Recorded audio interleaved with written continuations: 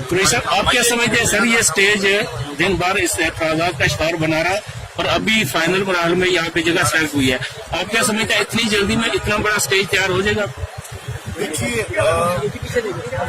जिस जज्बे से हमारे साथी काम कर रहे हैं और जो मैंने आज मरी रोड पर माहौल देखा है, और अभी मैं आ रहा हूँ एक जलसे से आ रहा हूँ अंदरून गुंजान इलाके में, जो लोगों में मैंने सिटी में जज्बा देखा है, मुझे यकीन है कि इंशाअल्लाह स्टेज भी बन जाएगा और लोग भी हमारी तवक्को से कहीं ज्यादा निकलेंगे। मुझे लग रहा है कि ये जो पंडाल है, ये तो लगता है मुझे पिंडी वाले भर देंगे, वाले जो है किधर जाएंगे, जो फिक्र हो रही है। कुरैशी साहब, ये बताइएगा कि काफी टाइम हमने देखा कि वेन्यू जो है उसके इंतखाब में डिले आया, क्या कहेंगे आप, क्या रीजन हो सकती है और आप क्या ये फाइनल एक वेन्यू कह सकते हैं? देखिए, जो जगह पहले सेलेक्ट की गई थी, गालिबन कोई कंसिडरेशंस की वजह से उसको शिफ्ट करना पड़ा, हमने तो तावन किया और हम पहले हर मोड़ पर तावन किया कर रहे हैं, क्योंकि मकसद हमारा ये है कि हमने इमरान खान के इस जलसे को कामयाब करना है और हमने लोगों के लिए आसानी पैदा करनी है। बहरहाल ये हमारे दिल्ली के जो दोस्त हैं, इन सब की राय यही है कि जगह ये जो अब जिन्होंने बताई है, इनका पहले भी यही ख्याल था कि जगह इनकी नजर में मौजूद यही थी। देर आया दुरुस्त आया, अब भी इंशाल्लाह उम्मीद है कि हो जाएगा। खान साहब का हेलीकॉप्टर कहाँ पर आ रहा है या डरने की शक्ल इख्तियार करेगा?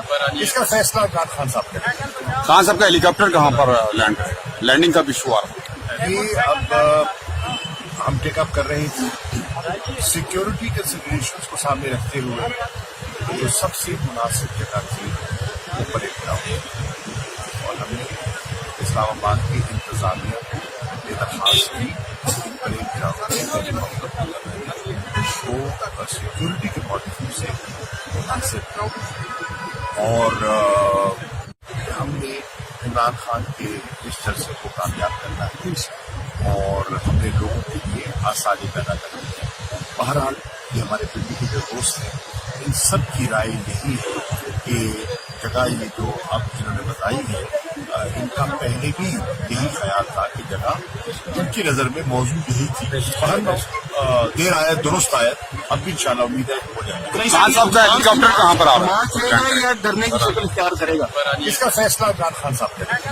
खान साहब का हेलीकॉप्टर कहाँ पर लैंड करेगा? लैंडिंग का भी इशू आ रहा है। ये अब हम टेकअप कर रहे थे, सिक्योरिटी कंसिडरेशंस को सामने रखते हुए जो सबसे मुनासिब जगह थी वो परेड ग्राउंड, और हमने इस्लामाबाद की इंतजामिया ये दरखास्त की परेड ग्राउंड